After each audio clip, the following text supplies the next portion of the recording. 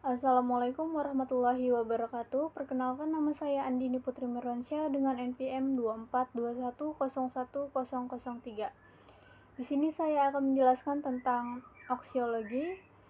Yang pertama yaitu pengertian aksiologi.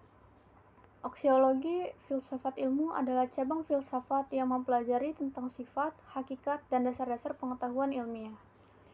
Aksiologi berasal dari kata Yunani yaitu epistem yang berarti pengetahuan dan logos yang berarti ilmu atau pengetahuan.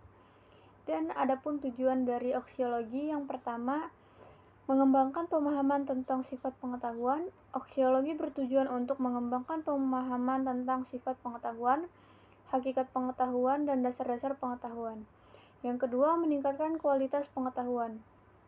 Aksiologi bertujuan untuk meningkatkan kualitas pengetahuan dengan mempelajari tentang metode ilmu, dasar-dasar pengetahuan, dan hubungan antara pengetahuan dan realitas. Yang ketiga, mengembangkan kritisme terhadap pengetahuan. Aksiologi bertujuan untuk mengembangkan kritisme terhadap pengetahuan sehingga dapat membedakan antara pengetahuan yang valid dan tidak valid. Yang keempat, mengembangkan pemahaman tentang hubungan antara pengetahuan dan realitas. Aksiologi bertujuan untuk mengembangkan pemahaman tentang hubungan antara pengetahuan dan realitas sehingga dapat memahami bagaimana pengetahuan dapat mempresentasikan realitas. Dan ada cabang ilmu aksiologi. Yang pertama, epistemologi, cabang filsafat yang mempelajari tentang sifat, hakikat, dan dasar-dasar pengetahuan. Yang kedua yaitu logika, cabang filsafat yang mempelajari tentang prinsip-prinsip, penalaran, dan argumentasi. Yang ketiga yaitu metodologi, cabang ilmu yang mempelajari tentang metode-metode penelitian dan pengembangan ilmu. Yang keempat yaitu filsafat ilmu, cabang filsafat yang mempelajari tentang sifat, hakikat, dan dasar-dasar ilmu pengetahuan. Yang kelima yaitu filsafat pengetahuan, cabang filsafat yang mempelajari tentang sifat, hakikat, dan dasar-dasar pengetahuan.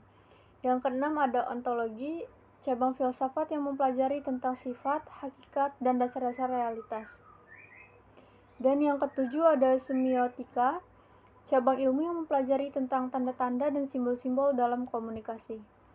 Dan adapun teori aksiologi, yang pertama teori pengetahuan empiris.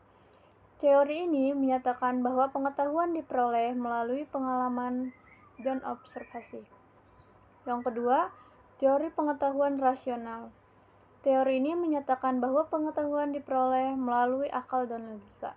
Yang ketiga, teori pengetahuan intuitif. Teori ini menyatakan bahwa pengetahuan diperoleh melalui intuisi dan perasaan. Yang keempat, teori pengetahuan pragmatis. Teori ini menyatakan bahwa pengetahuan diperoleh melalui pengalaman dan kegunaan praktis. Yang kelima, teori pengetahuan konstruktivis. Teori ini menyatakan bahwa pengetahuan dibangun melalui proses konstruksi sosial dan budaya. Yang keenam, teori pengetahuan postmodern. Teori ini menyatakan bahwa pengetahuan tidak memiliki kebenaran absolut dan bahwa semua pengetahuan adalah relatif. Yang ketujuh yaitu teori pengetahuan kritis. Teori ini menyatakan bahwa pengetahuan harus dikritisi dan dianalisis secara kritis untuk mengungkapkan kebenaran yang tersembunyi. Dan adapun kesimpulannya. Kesimpulannya adalah aksiologi filsafat ilmu adalah cabang filsafat yang mempelajari tentang sifat, hakikat, dan dasar-dasar pengetahuan ilmiah. Dengan memahami teori-teori dan tokoh-tokoh dalam aksiologi filsafat ilmu, kita dapat meningkatkan pemahaman tentang pengetahuan dan meningkatkan kualitas pengetahuan.